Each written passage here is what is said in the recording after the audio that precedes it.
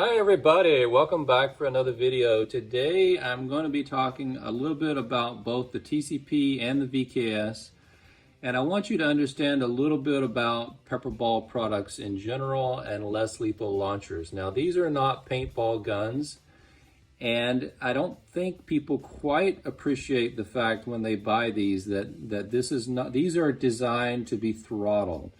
They each have a limitation in their air feed system. So here, this one does not have the ability to change in the end cap to be connected to an air source adapter and to run HPA or to run larger CO2 tanks. This is designed to be run on CO2, and that's what it's for. And I think when you buy into these, you're buying into less lethal. You're not buying a Pepperball TCP or a VKS for the purpose of upgrading it to become something other than a less lethal. And I don't even know what that would be called at this point, but there are a lot of modifications being done of paintball markers. These are not paintball markers. They're not designed to be upgraded in that way. And I'm going to take a little bit of time to show you on the VKS what I'm talking about, but here it's fairly simple. If you wanted to change this, you would have to literally change the entire top part, and you can buy those. It's going to cost you probably a third the cost of the actual gun, but and then it would say FSC, First Strike FSC. It would not say Pepperball TCP. I think there are legal reasons why you would want to go with something like a Pepperball brand. It's not that this is more powerful, it's the fact that it's throttled, it has a little bit less power, it is more legally wise choice. So hear me out. I'm going to talk about the Pepperball TCP and the VKS a little bit in this video and try to open people's eyes a little bit to being careful about how they approach their less lethal. We all love the VKS. It's just a great launcher out of the box with good power. We all know it has good power, but a lot of folks are getting frustrated when they try to, take the power up even higher. And a lot of this comes from when we try to make tanks that have higher levels of PSI.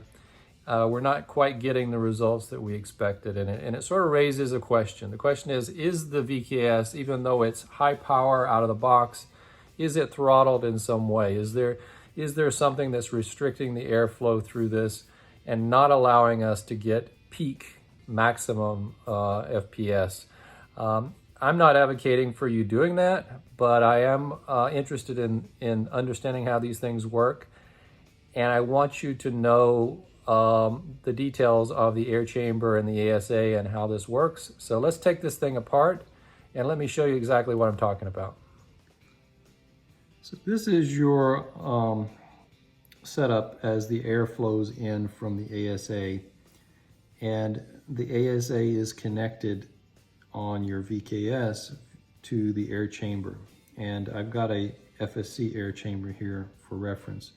When these are connected, you basically have two holes here. So you have air coming in through the ASA, and this is going to be rate limiting in terms of the total amount of air that you're going to be able to get in. You're going to be able to get only the amount of air that this will allow. Now, your tank, if it's set on 850 PSI, that works really well. If your tank is set on 1000 or 1100 PSI, this ASA seems to be throttling the air in some way where the amount of air that you actually get coming through is less.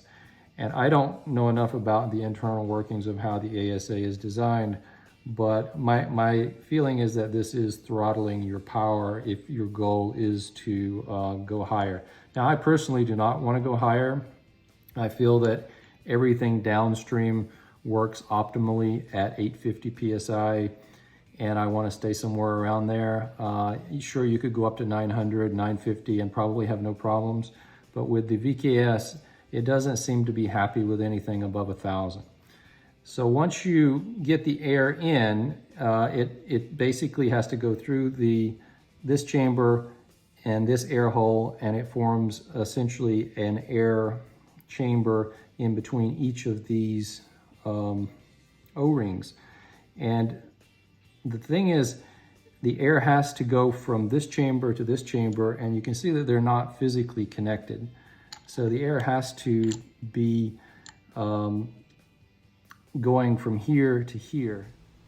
And that's basically the job of the regulator here. You see, the regulator has these holes. These are going to feed the holes. It's going to pick up the air from your ASA.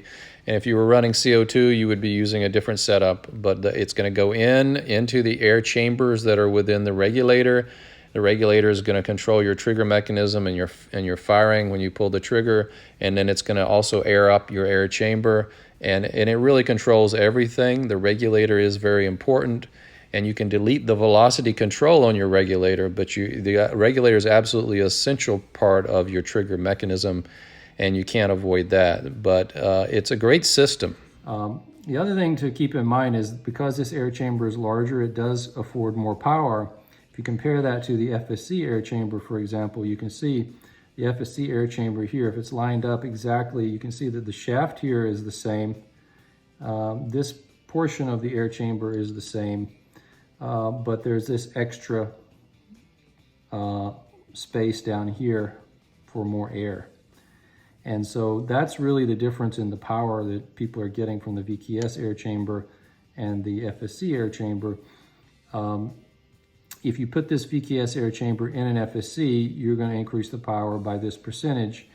As well, if you put this in an FSC, and you're not using this ASA and you're using an external ASA, you can then go up to 1,000, 1,100, and you can force more air through.